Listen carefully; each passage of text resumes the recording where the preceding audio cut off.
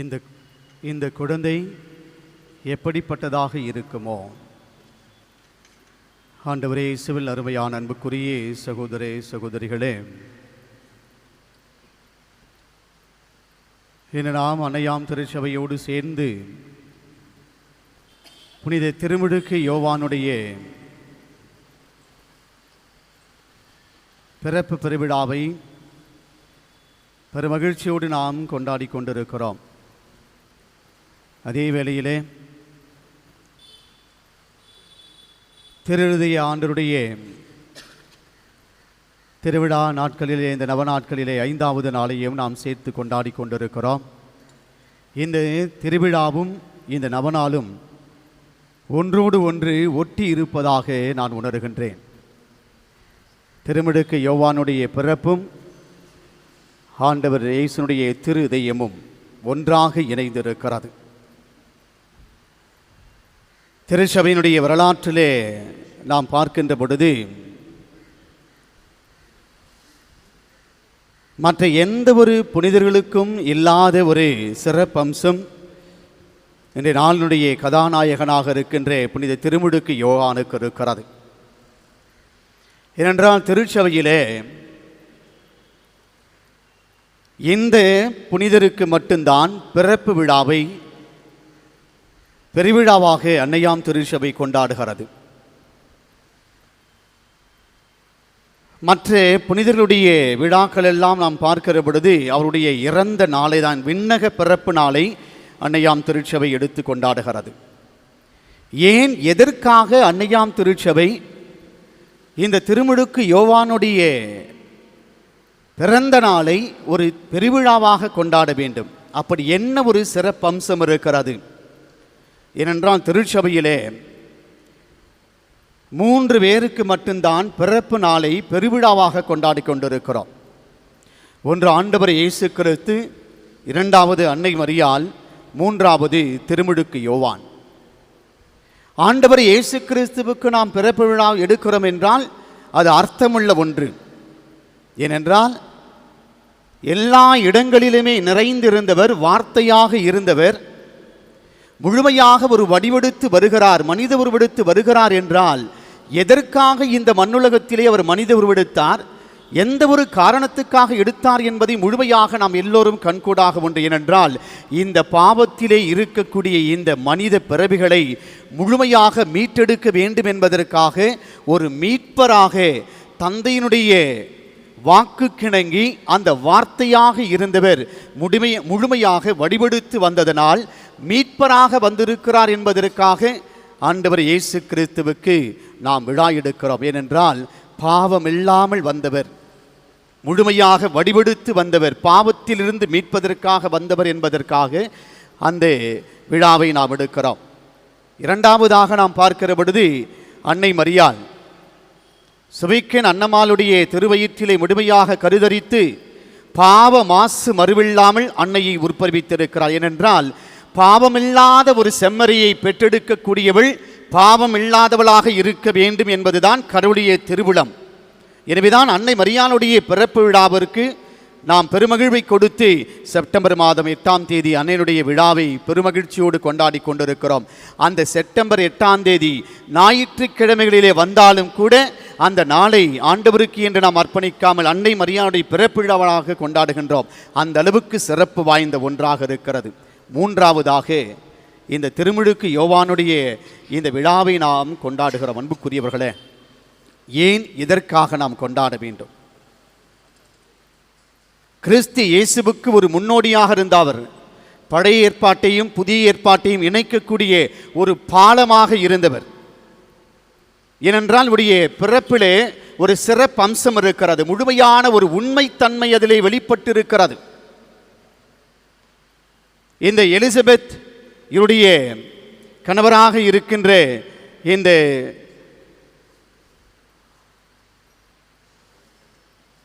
திருமுழுக்கு யோவானுடைய பெற்றோருக்கு முழுமையாக ஆண்டுடைய அருளும் ஆசீரும் முழுமையாக கிடைத்திருக்கிறது. அன்புக்குரியவர்களே, ஏனென்றால் ஆண்டவர் அருள் அவர்களுக்கு நிறைவாக தங்கியிருக்கிறது. ஆனால் இந்த திருமுழுக்கு யோவானுடைய தந்தை இறைவனிடத்திலே மன்றாடுகிற பொழுது சற்று சந்தேகப்படுகிறான். முதிர்ந்த வயதிலே நாங்கள் இருக்கிற பொழுது எங்களுக்கு எப்படி இந்த ஒரு குழந்தை பாக்கியம் கிடைக்கும்? ஏனென்றால் மலடி என்று முத்திரை குத்தப்பட்டிருக்கிறாள் இந்த எலிசபெத் அம்மாள். அப்படி இருக்கிற பொழுது இவருக்கு எப்படி ஒரு கரு உண்டாகும் என்று சந்தேகப்பட்டதனால் அந்த நொடி பொழுதே அவருடைய நாவானது கட்டப்படுகிறது. பேச்சை இழக்கின்றார் அன்புக்குரியவர்கள். ஏனென்றால் தன்னுடைய உள்ளத்திலே சந்தேகம் ஏற்படுகிறது, ஐயப்பாடுகள் ஏற்படுகிறது. இது இறைவனால் முடியும், இறைவனால் முடியாத காரியம் ஒன்றுமில்லை என்று அவர் நம்பவில்லை.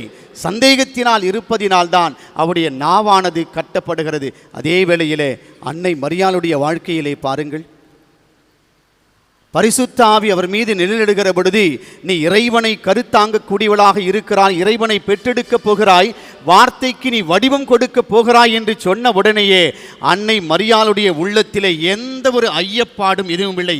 இது ஆண்டவரால் நிகழும் என்று சொல்லி ஆமேன் என்று சொன்னதினால்தான் ஆண்டவரின் பார்வையிலே விலையேற பெற்ற நிலையில் இருந்தால்.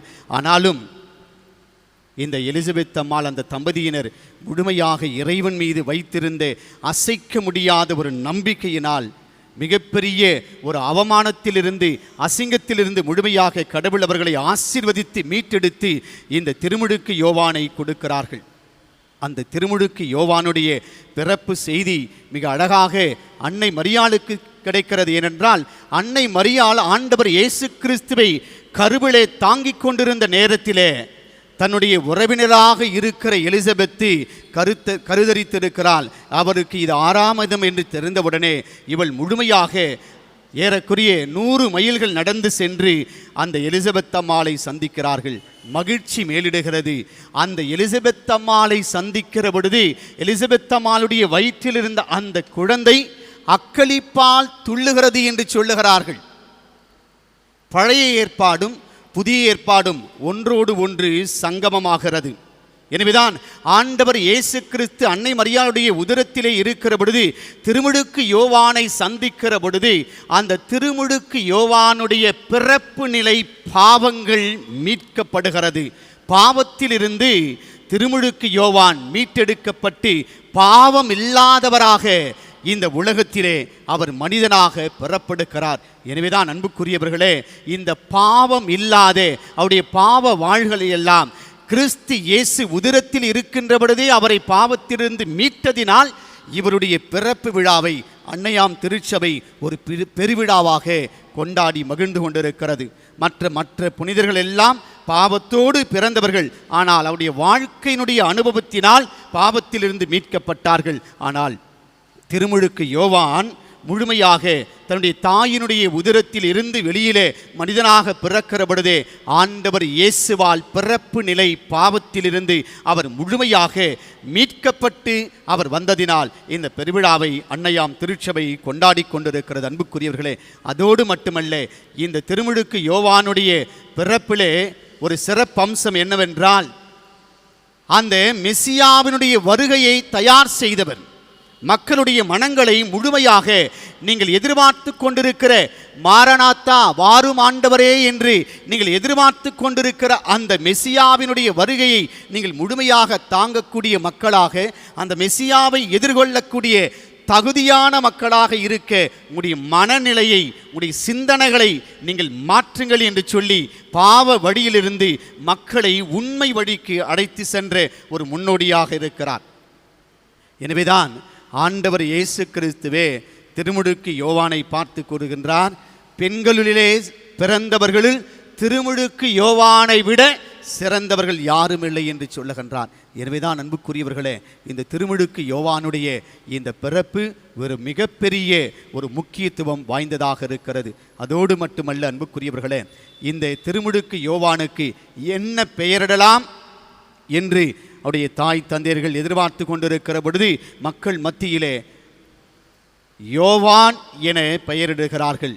யோவான் என்ற பெயருக்கு கடவுள் இரக்கமுள்ளவராக இருக்கின்றான். God is merciful என்று இந்த பெயருக்கு அர்த்தம்.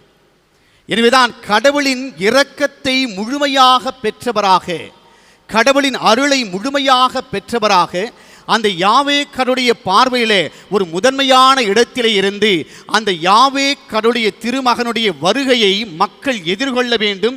அவர் கொடுக்கின்ற மீட்பை முழுமையாக அனுபவித்து அவர்களும் அந்த யாவே இறைவனோடு சங்கமமாக வேண்டும் என்பதற்காகத்தான் அந்த திருமுழுக்கு யோவானுடைய வருகை இருந்தது. எனவேதான் அன்புக்குரியவர்களே, இந்த முதல் வாசகத்திலே மிக தெளிவாக நமக்கு சொல்லப்படுகிறது, இந்த திருமுழுக்கு யோவானுடைய வாழ்வு எப்படி இருக்கும், இவர் எதை முழுமையாக மையப்படுத்துவார் என்பதை இன்றைய முதல் வாசகம் நமக்கு தெளிவுபடுத்துகிறது. எனவேதான் உன் தாயின் வயிற்றில் உருவாகும் முன்பே உன்னை பெயர் சொல்லி நான் கூப்பிட்டிருக்கிறேன். உன் தாயின் கருவிலே நீ உருவாகும் முன்பே உன்னை பெயர் சொல்லி அழைத்திருக்கிறேன். ஏனென்றால் இந்த மெசியாவினுடைய வருகையை நீ தயார்படுத்த வேண்டும், மக்களுடைய மனங்களை நீ தயார்படுத்த வேண்டும் என்பதற்காகவும் என் வாயை கூரான வாள் போன்று ஆக்கினார். எப்படிப்பட்ட ஒரு வார்த்தையை பாருங்கள்.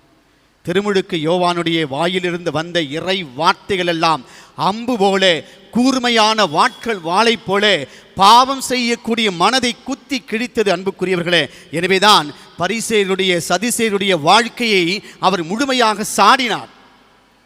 நீங்கள் வாழுகின்ற இந்த வேசித்தனமான வாழ்க்கையை விட்டுவிட்டு, உண்மைக்கு புறம்பாக இருக்கிற இந்த வாழ்க்கையை விட்டுவிட்டு நீங்கள் உண்மைக்கு திரும்புங்கள் என்று சொன்னார். எனவேதான் விரியன் பாம்பு குட்டிகளே, மிக கடுமையான வார்த்தைகளிலே திருமுழுக்கு யோவான் சாடுகின்றார். எதற்கு என்றால் உண்மைக்கு எதிராக இருக்கக்கூடிய அந்த மனநிலைகளை முழுமையாக சாடுகிறார். நீங்கள் உண்மையை மறைத்து பொய்யிலே புகழ்ந்து கொண்டிருக்கிறீர்கள். ஏனென்றால் இந்த பரிசேயர்களும் சதுசேயர்களும் தங்கள் வழிநடத்தக்கூடிய அந்த மக்களை தவறான வழிகளிலே நடத்தி கொண்டிருந்தார்கள். யாவே கடவுள் கொடுத்த உண்மையின் சத்தியத்தின் வழிகளிலே நடத்தாமல் தீய வழிகளிலே தங்களுடைய பெயருக்காகவும் தங்களுடைய புகழுக்காகவும் அந்த மக்களை வழிநடத்தியதனால்தான் திருமுழுக்கு யோவான் அவருடைய வாயிலிருந்து வந்த வார்த்தை விரியன் பாம்பு குட்டிகளே. ஏனென்றால் விரியன் பாம்பு என்பது உடல் முழுவதும் விஷத்தன்மை வாய்ந்தது, கொடிய நஞ்சு நிறைந்தது. எனவேதான் சொல்லுவார்கள், விரியன் கடித்தால் விதி முடிந்து விட்டது என்று சொல்லி. விரியன் பாம்பு ஒருவரை தீண்டிவிட்டால் அவர்கள் பிழைக்கவே மாட்டார்கள், அவருடைய வாழ்வு முடிந்து விட்டது என்று சொல்லுவார்கள். அப்படி இந்த பரிசேயர்களும் சதுசேயர்களும் முழுமையாக விஷத்தன்மை வாய்ந்தவர்களாக, வெளிவேடமானவர்களாக, உள்ளத்திலே ஒன்றும் உதட்டிலே ஒன்றும் வைத்து வாழ்ந்த மக்களாக அவர்கள் இருந்தார்கள். எனவேதான் அவருடைய வெளிவேடத்தன்மையை முழுமையாக எடுத்துச் சொன்னார். மனம் மாறுங்கள், ஆண்டவருடைய வழிகளிலே நீங்கள் முழுமையாக வாருங்கள், மனம் மாறுங்கள் என்று சொன்னார். எனவேதான் அந்த சதிசேயர்களை பார்த்து சொல்லுகிற பொழுது, நீங்கள் மனம் திருந்தியவர்கள், மனம் மாறியவர்கள் என்பதற்கான வழியை உங்களுடைய வாழ்க்கையிலே வெளிப்படுத்துங்கள் என்று சொன்னார். உண்மை தன்மைக்கு நீங்கள் வாருங்கள் என்று. ஏனென்றால் இந்த பெயர் என்பது, இந்த யோவான் என்ற பெயர் கடவுள் இரக்கமுள்ளவராக, கடவுளின் அருளையும் ஆசிரியையும் முழுமையாக நிரம்பியதனால் தான் அவர் பொய்யிலே இல்லாமல் உண்மை தன்மையில் இருந்தார். பொய்யை முழுமையாக அவர் வேறெடுத்தார். அன்புக்குரியவர்களே, எனவேதான் இப்படிப்பட்ட ஒரு நிலையிலே வாழ்ந்த இந்த திருமுழுக்கு யோவானைத்தான் சொல்லுகிறார்கள், நாங்கள் எதிர்பார்த்த அந்த மெசியா, எங்களை மீட்டு வழிநடத்தி எங்களுக்கு வாழ்வு கொடுக்கக்கூடிய மீட்பராக இருக்கக்கூடிய மெசியா இவராகத்தான் இருப்பாரோ என்று சொல்லி திருமுழுக்கு யோவானை மெசியாவாக அவர்கள் கொண்டாடுகின்ற நினைத்த நேரத்திலே அவர் சொன்னார், நான் அல்ல, எனக்கு பின் ஒருவர் வருகிறார், அவருடைய மிதியடி வாரையை அழுக்கக்கூட நான் தகுதியில்லை என்று உண்மையை உள்ளவாறு ஒத்துக்கொள்ளுகிறார். அன்புக்குரியவர்களே, ஆனால் வாழுகின்ற இந்த வாழ்க்கை சூழலில் நாம் எப்படிப்பட்ட ஒரு வாழ்க்கை வாழுகிறோம் என்றால், திருமுழுக்கு யோவானை போன்ற அல்ல. முழுமையாக கொஞ்சம் அறிவு இருக்கிறது, படிப்பு இருக்கிறது, பணம் இருக்கிறது, வசதிகள் இருக்கிறது, வாய்ப்புகள் இருக்கிறது, எனக்கு ஆள்பலம் இருக்கிறது என்று சொல்லி திறமைகளே இல்லாத ஒரு நிலையிலே இருந்தாலும் கூட நான் அவரை போல இருக்கிறேன் என்று நம்மை பெருமைப்படுத்தக்கூடிய வெளிவேடக்காரர்களாக, பரிசேயர்களாக இருக்கிறோம். ஆனால் திருமுழுக்கு யோவான் அப்படியல்ல, உண்மை தன்மையை உள்ளவாறு ஏற்றார். ஏனென்றால் தூய ஆவியால் நிரப்பப்பட்ட மக்கள் உண்மைக்கு சாட்சிகளாக இருப்பார்கள். இதைத்தான் அவர் சொன்னார். கடவுள் இரக்கமுள்ளவராக இருக்கிறார். இந்த ஆண்டவர் இயேசு கிறிஸ்து இரக்கமுள்ள ஆண்டவருடைய வழியை நீங்கள் முழுமையாக ஏற்று இந்த ஆண்டவர் கொடுக்கக்கூடிய அருளையும் ஆற்றலையும் நீங்கள் பெற்றுக்கொள்ள வேண்டுமென்றால் உண்மையின் வழிகளிலே வாருங்கள். பொய்யை விலக்கி உண்மைக்கு சாட்சிகளாக இருங்கள் என்று சொன்னார். ஏனென்றால் இந்த ஆண்டவரின் இதயம் இரக்கமுள்ள, அன்புள்ள, பண்புள்ள இதயமாக இருக்கிறது. அது அனைத்தையும் மன்னிக்கக்கூடியதாக இருக்கிறது என்று சொன்னார்.